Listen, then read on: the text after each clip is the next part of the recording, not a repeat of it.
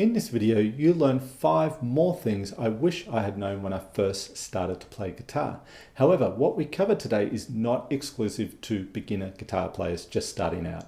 I know plenty of intermediate players and even some advanced players who don't do some or even all of these things. Hi, this is Simon Candy from Acoustic Guitar Lessons Online.net, and in today's lesson, I cover 5 more things I wish I had known when I first started out playing guitar in an effort to help you avoid making the same mistakes that I did. Now, as I said, these mistakes are not exclusive to beginner guitar players. I'm willing to bet that if you've been playing guitar for a little while or even a long time, there are going to be things we cover today that you are not doing in your guitar playing that will help your guitar playing and your progress. If you want to check out the first 5 things I wish I'd known when I first started playing, then I'll link to it in the top right corner.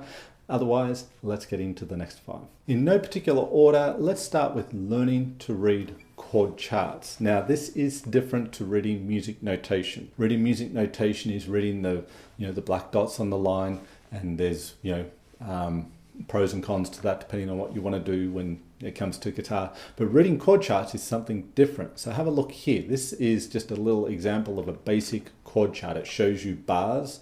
It might show you the lyrics that are happening in the song at the time. It shows you the chords across the top, how long you're on the chords for. It might show you strumming patterns. So learning to read rhythmic notation is part of reading chord charts. So that can be very, very useful too. It will show you the time signature, any repeats. It's just like an overall blueprint, if you like, plan of the song. So you know where you're going, you know what you're doing. Reading chord charts is really, really useful. It's going to be great if you're jamming with other people. So, you can have the chord chart in front of you and you can be playing the song as you're reading it, just like a page out of a book. You don't have to go away and practice it. You can read it there on the spot if you know how to navigate your way through a chord chart. So chords, this is an area I really wish I had progressed in more when I first started to play guitar in the early, months and years. Of course, we've got open chords, we've got bar chords. These are very useful. Don't get me wrong, they're great. You're going to use them a lot. But if that's all you do, it's very, very limiting. I mean, the guitar is an instrument you can harmonize on, that you can create chords with, just like a piano. And there is endless ways you can go about that. And so in my early years, the only thing I did outside of open chords and bar chords was when a chord came up in a song that was not an standard open chord or a bar chord. And so I played in the context of the song, but I wouldn't understand it. So it was useless to me outside of the song. It wasn't part of my playing. It was quite a long time before I really started to understand chords beyond open and bar chords. So where would you start? If it's so much that you can do, where do you begin? Well, I would have started myself with triad shapes. Triads really help you understand the fretboard as far as chords are concerned. It's the foundation to everything that comes from there. Now, I have several triad videos on my channel already, so I'm going to link to the main one in the top right corner now that will get you started. But in a nutshell, let's just deal with a major triad here. C major chord. I can play C major here, and I can play C major here, and I can play C major here. Okay, now a triad is just 3 notes. When we play C down here, there is just 3 notes, but there's repetitions of some of those notes. Now a triad is where we just have one instance of each note. So I can have like a root position triad here for C, and I call this a 4-3-2. I'm going to deal with 4-3-2 voicings. And what that means is triads that fall on the 4th, 3rd, and 2nd strings. So I have my root position C triad here. First inversion. That means the 3rd of the chord is in the bass, so it's no longer the root note as the lowest note in the chord.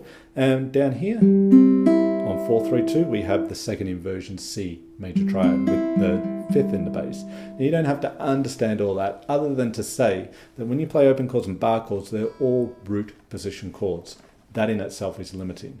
Once we have other notes of the chord being the lowest note, aside from the root, there's more possibilities that open up to us. Now, if I take a standard chord progression, let's say C, G, and F, let's say some progression based off the 1, 5, 4 there, and I want to start with my root position triad, then there's going to be a very close G major triad on hand, and a very close F, meaning all in the one area of the guitar, and you get really nice voice leading that doesn't sound anything like playing the standard chords. And then if we went up to the first inversion, there's my C, G, and there's my F, all close by, or very much related to each other.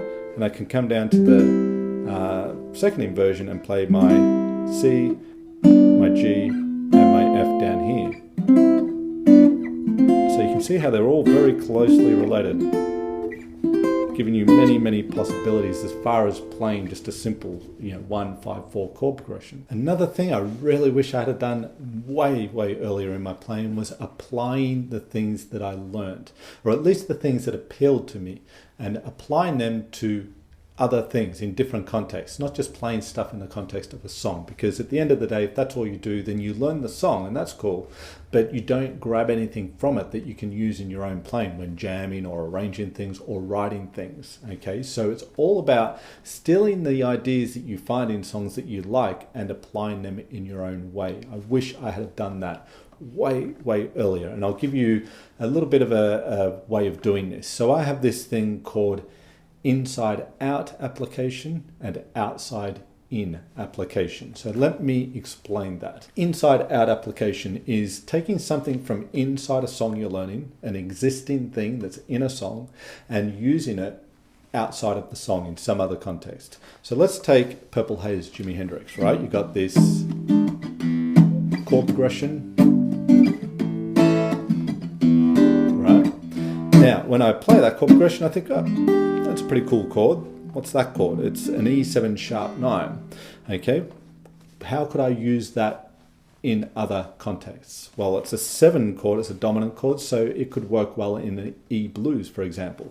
So instead of always just playing an E7, A7 to a B7, you might try using this 7 sharp 9 chord. So you might go, well, how does it sound if I use it for each of the chords of a blues in E? The A, to the E, then B, A, and back to E. Sounds pretty cool. It's got a little bit of a dissonant sound, okay, for each of the chords.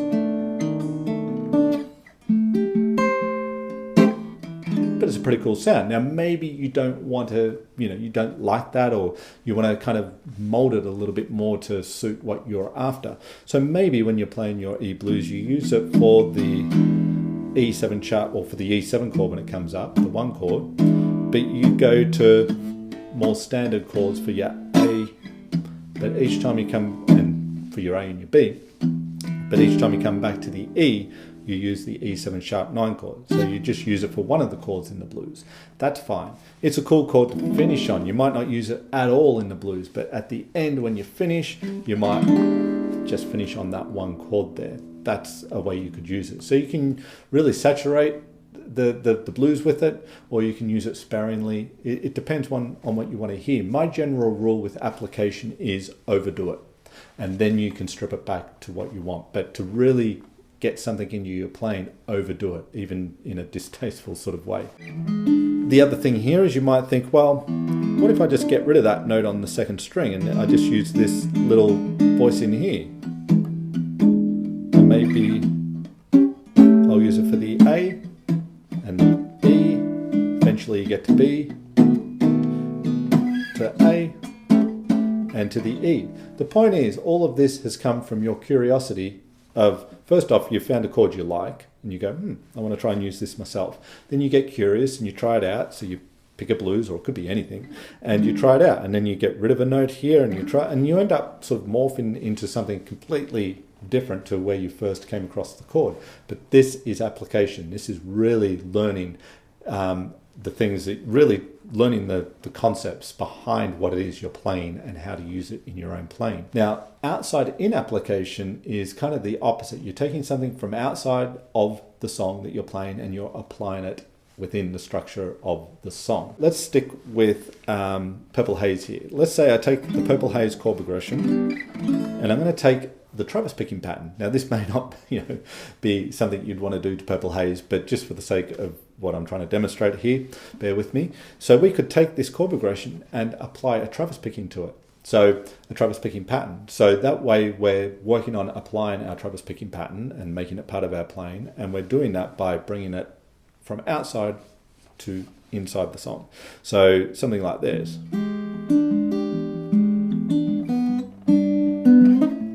Okay, Travis picking on that progression.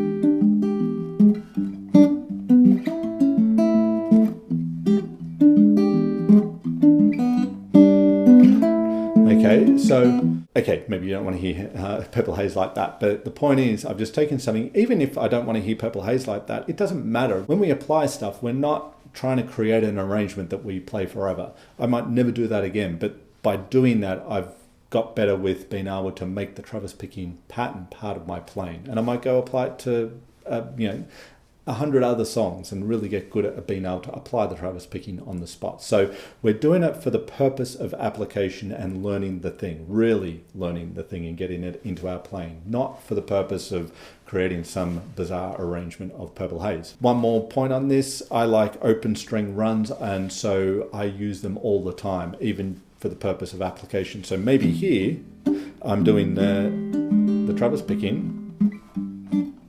We get up to, in the song where it stops, 3, 4. So just a little open string run and then back into the tune. I'm always looking for things like that. I might never do that again. I might never do that in that song when playing that song. But if I'm having a session where I'm like wanting to get better at applying a certain thing I like open string runs, then I'll do something like that all the time just to be able to exercise that muscle of being able to apply the things and really, really know them. Engaging your brain when you practice guitar. This is the next thing I wish I had known a lot earlier when playing guitar. So typically, a lot of the general sort of wisdom is practice and just keep repeating. And yes, that's true to a point. However, mindless repetition, which is what a lot of us do, is not going to cut it. So mindless repetition is like practicing something. And at first you've got to kind of think about it a little bit, and then it starts to get into your fingers, whatever it is, a chord change, a riff, whatever. And once it gets into your fingers to a certain point, you kind of go into this autopilot of just repeating over and over and over, and you start to think about other things in your mind, like, okay, what am I going to do later on today, or an argument you had with a friend, or whatever. Just mindless stuff goes on as you're repeating, and you're thinking as you repeat over and over and over, it's going to get better. And it does get better, but not by a whole lot. And this is why a lot of people get to a certain point with something but don't get that last kind of 20%, because you really need to engage your brain. And this is quite a big topic, and I do have a video on practicing and how to develop your practice schedule and it talks about this, engaging your brain in a certain way. So I'm going to link to that in the top right corner now, so you can check that out afterwards for more detail. But in a nutshell, you want to engage your brain with what your fingers are doing. So what does that mean exactly? It means that when you work on something, there's a number of different angles you've really got to focus on, but you've got to isolate those. So perhaps when you're working on a chord change, you've really got to focus on being nice and relaxed when you're doing that. Try and feel where excess tension might be, whether it's in your hands or in your body as you're playing, and relax it when you feel it. But then you've also got to make sure that your fingers are moving efficiently when they're making that chord change. Let's just say a C to a G. So you really got to focus on that. So that requires 100% of your focus. And then you might need to focus on the strumming to go with the chords, and that requires your focus. And then putting the two together, and et cetera, et cetera, et cetera. There's lots of different angles and things that are needed, and the sum of all those things will have you mastering whatever it is you're working on. So you need to do a sort of focus rotation thing. So you need to spend time working on that C to G chord, for example, and focus on the tension. Then switch your focus to efficient finger movements, and there'll be exercises and things that you might do there to help that. Then you'll focus on the strumming, all in isolation, one after the other for a period of time. In a nutshell, that's one way to engage your brain when you are practicing. This type of practice, engaging your brain, will make all the difference. It will accelerate your progress. It takes more effort, but what you'll find is 10 minutes of practice with really engaging your brain in the activity that you're doing will yield more results for you than an hour of mindless repetition. It really will. Jamming. Jamming will make you better. It's as simple as that. Playing with other musicians. So this can be in a professional sense, but it can very much be, and often is, in a professional sense or a semi-professional, whatever you want it to be. It can just be for shits and giggles, as they say. Jamming will make you a better musician, okay? It teaches you about playing in time with other people. It increases your awareness of what's happening in other areas of the song, other people that you're playing with. You've got to be very much in tune with what they're doing. Visual cues that you get. A lot of jamming communication is non-verbal. It's little looks, little nods, just to know, yeah, we're going into the bridge here, or, you know, there's some verbal things you'll say too, but it's the ability to be able to do all that and be aware of that as you're playing your instrument, because that's basically real life. That's what's going to happen. A great thing to do is to jam with people that are better than you. They don't have to be light years ahead, but if they're better than you, you'll even progress more. Just jamming with anybody, you'll progress. But if you jam with other people that are better than you, your playing will, a lot of the time, go through the roof in just a small amount of time, just a small period of time, because they just sort of bring you up to their level, and there's things that they can show you that you aren't aware of otherwise. Jamming with other people will help your timing, help your improvisation, reading chord charts. When is a good time to start jamming? I would say from day one, okay? You don't want to think that you've got to get to some level of playing before you're ready to jam. You are ready right away. Maybe with a friend. I had a neighbor who lived next door, and we started learning together. He got me into guitar playing, and we would jam. And that sort of grew into a band eventually, but we would just jam together pretty badly, I think. But we had a lot of fun, and that was the thing. It kept me inspired, and it motivated me to learn more. And when you're jamming, you also get to see where your shortcomings are, so you can make your practice a little more pointed. If you like this video, you'll love this ebook complete with video examples called 10 Melodic Fingerpicking Patterns You Can Learn in 10 Minutes or Less. Do you struggle to make the fingerpicking patterns you learn on guitar sound like music? Perhaps it's because you believe in one or more of these fingerpicking pattern myths. 1. You need to know a lot of patterns to have your fingerpicking sound musical. 2. Only advanced fingerpicking patterns sound musical. Easy patterns are too basic to sound any good. Or 3. There is a magic pattern out there somewhere that, once found, will finally have your fingerpicking sound the way you want it to. None of these myths are true. This is because fingerpicking patterns alone are not musical. They're technical. It's what you do with the patterns that will determine how musical they sound. In this ebook, you learn how to make the most boring fingerpicking patterns sound amazing instantly. Plus, the simple trick to make advanced fingerpicking patterns easier to play, and the thumb and one finger trick that's so simple and will have your fingerpicking sounding pro in no time. Click the link in the description below this video and download your free ebook complete with video examples, 10 melodic fingerpicking patterns you can learn in 10 minutes or less. You'll have it in your inbox within minutes. Let me know in the comments what acoustic guitar topics you'd like to see covered in future videos. If you have been playing guitar for a little while, what things would you add to this list of things that you wish you had known when you first started to play guitar? What would have made life a whole lot easier if you had known what you know now when you first started playing guitar? I'd love to hear about it. If you like this video, then hit the like button, and if you haven't already, subscribe to the channel. My analytics tell me that 80% of people who watch these videos are not subscribed. So if you like the channel and you like the content, then subscribe, and of course hit the notification bell button. That way YouTube can tell you when I've released a new video. This is Simon Candy from AcousticGuitarLessonsOnline.net. Thank you once again so much for being here. I really do appreciate your time, and I look forward to seeing you in the next video.